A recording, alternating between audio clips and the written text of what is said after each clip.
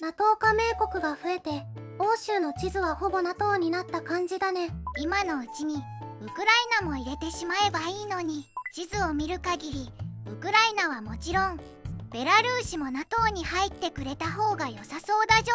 それは言えてる。でもあの国はプーチンと似た野望を持った人が独裁を敷いてるから、まずはそこから崩さないと話にならないね。 NATO とはいえ中にはちょっと厄介な国もあるんだけど知ってる？ NATO は一枚岩じゃないの。ハンガリーが親ロシアで結構面倒なんだよ。それは困る。ロシアの脅威から自国を守るために NATO に加盟してるのに、一体どういうことなんだじょ。 NATO 加盟国のハンガリーがなぜロシア寄りなのか、それにはハンガリーなりの理由があるみたいだよ。つるっとチャンネルが始まるじょ。ハンガリーがロシア寄りの立場を取る理由には歴史的、政治的、経済的な背景があるよ。冷戦時代ハンガリーはソ連の影響下にあったという事実がまずあるし、それは他の東ヨーロッパの国々も同じだじょ。あとハンガリーはエネルギー供給などの経済分野でロシアと強い結びつきを持ってるよ。特に天然ガスと原油をロシアに依存しているしね。日本だってそうだけど、ヨーロッパの多くの国が依存してるじょ。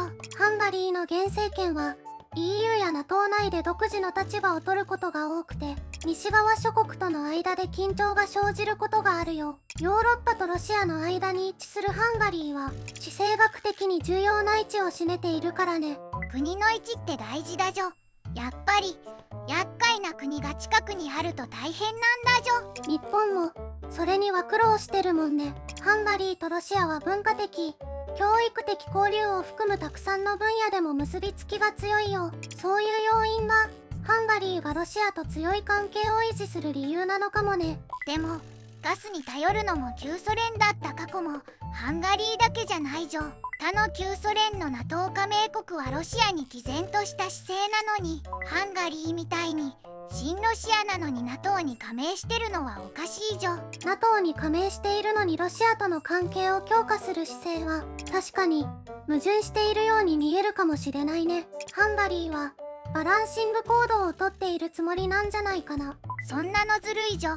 他の NATO 加盟国にとっては面倒な存在になるじょ。そんなハンガリーの行動には注目すべき点があるよ。 NATO 加盟はハンガリーにとって安全保障の基盤になっているのは確か。一方でロシアとの関係を維持することも重要。エネルギー供給や経済関係といった外交で自分たちの道を築く方法なんだよ。国際政治では多くの国々が複数の大国とのバランスを取りながら関係を築いているけど、ハンガリーも例外ではない。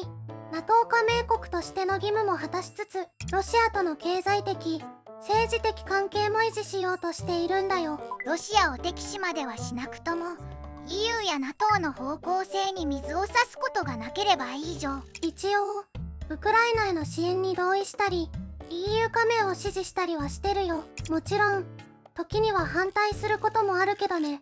それがハンガリーのバランス政治ってことか。ハンガリーは地政学的な位置からもロシアとは良好な関係を維持しておいた方がいいと考えているんだろうね。 NATO に加盟していることでロシアからは手を出されにくいし、西側諸国には連携を示せるし、結構ずる賢いのかもしれないじょ。でもこういうバランシング行動は当然他の NATO 加盟国や EU から批判を受けることがあるよ。当たり前だじょ。今後重要な決断を NATO や EU がするときに邪魔だけはしないでほしいじょ。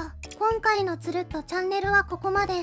よかったらいいねとチャンネル登録をお願いします。また見に来てね。